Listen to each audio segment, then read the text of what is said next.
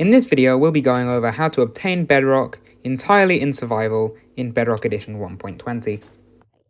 This can be done entirely in survival mode in the latest version of Minecraft.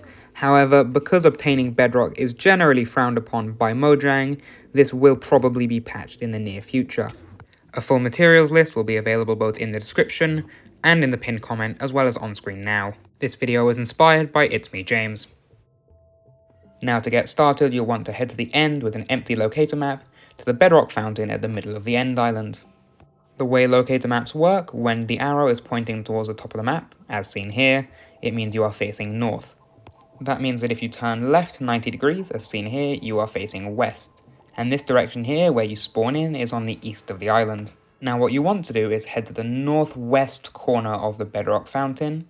As you can see here, this is north, and this is west, which means that the northwest corner would be this block right here. And we're going to want to mark that corner off as seen here. Once you've marked off that corner and have double checked that it is indeed the northwest side of the fountain, you're going to want to mine down 2 blocks from the bedrock. Now it's very important, as you see the bedrock level is there, you're going to want to go 2 blocks down from that. So 1, 2, and mine out those blocks. Then you're going to want to mine 3 more blocks in the north direction. That makes 4 blocks total. As you can see, there should now be a 4-block trench, 2 blocks deep, from the end fountain going north. Then you'll want to go to each side of the end fountain and mine 4 blocks out. As you can see, I've already done this half of the end fountain, and you're going to want to do this for all 4 sides of the fountain. Once you've mined out those 4-block trenches, you want to connect all 4 of those trenches together and mine 4 blocks out in each direction. It should look something like this.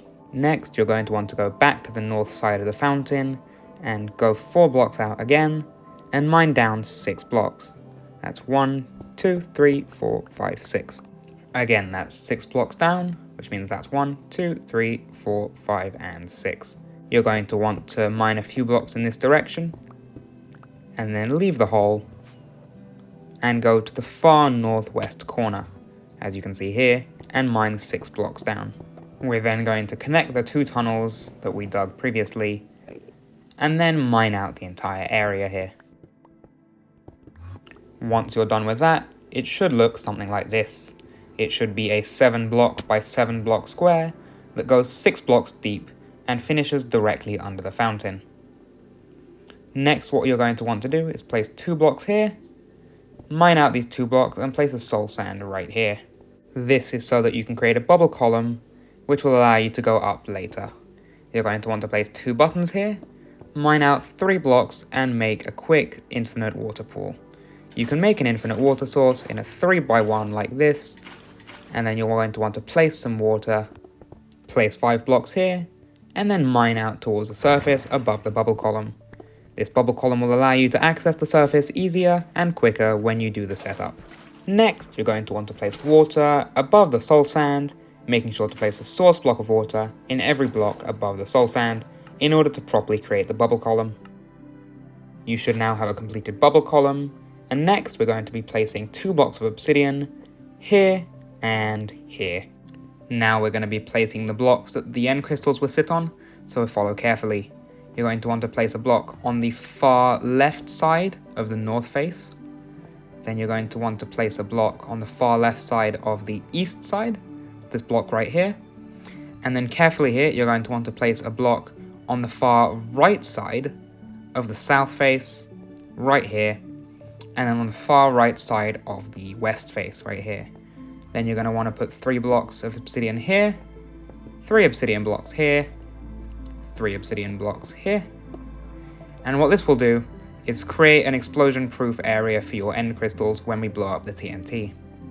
Next, you're going to want to repeat that on this side. So 3 blocks here, 3 blocks here, and 3 more blocks here.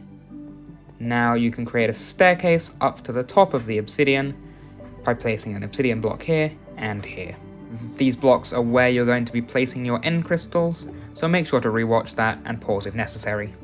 Next, we're going to be grabbing our 4 dirt and 4 dark oak saplings and going to the northwest corner of the bedrock, mining our 3 marker blocks and making sure to fall 1 block to the side right here and then place our 4 dirt blocks like this. If done correctly, the dirt block should be 1 block off from the bedrock. Next, you'll want to place your 4 dark oak saplings on top of the dirt, and this is the final setup. When attempting the setup, you'll need some bone meal, 4 end crystals, and a block of TNT. The bone meal will be to grow the tree, the end crystals to respawn the dragon, and TNT to blow up the tree. You'll also need something to light the TNT. You could use a fire aspect sword, but in this case, I'll be using a flint and steel, as you can see here. I recommend making a save of your world and trying this a few times since it's pretty inconsistent.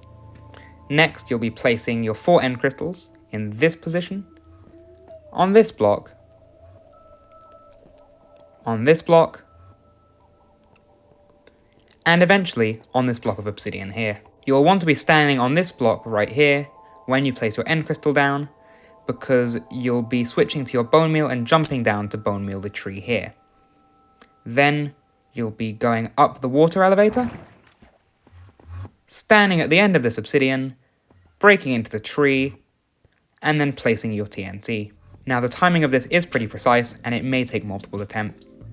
So we're going to place the end crystal on this obsidian block, and now the race is on. We're going to bone meal the tree is grown, going up the water elevator, going to break into the tree 3 blocks, place the TNT down, light the TNT, and hope the TNT drops the block of bedrock. And as you can see, we have successfully obtained bedrock in survival Minecraft. Now do note that this may take multiple attempts since TNT does not drop 100% of blocks broken on Bedrock Edition. Now the reason why I say that the timing is relatively precise is because if we take a step back here, as you might have noticed, the beam of the end crystals was between those 2 towers, and that is the only time when you can blow up the TNT and it will drop the bedrock, as seen here. If the bedrock block doesn't break or drop for you, that doesn't necessarily mean that the method does not work anymore.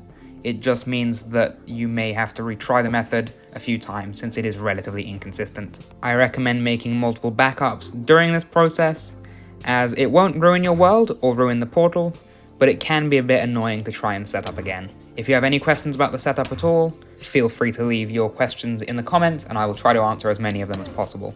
If you would like to see more content from me, whether it be survival Minecraft, tutorials, or speedrunning, feel free to subscribe, that would mean a lot to me. On your screen now are videos from my channel selected by YouTube that YouTube thinks you might enjoy. Thank you for watching, and until next time, I'll see you later.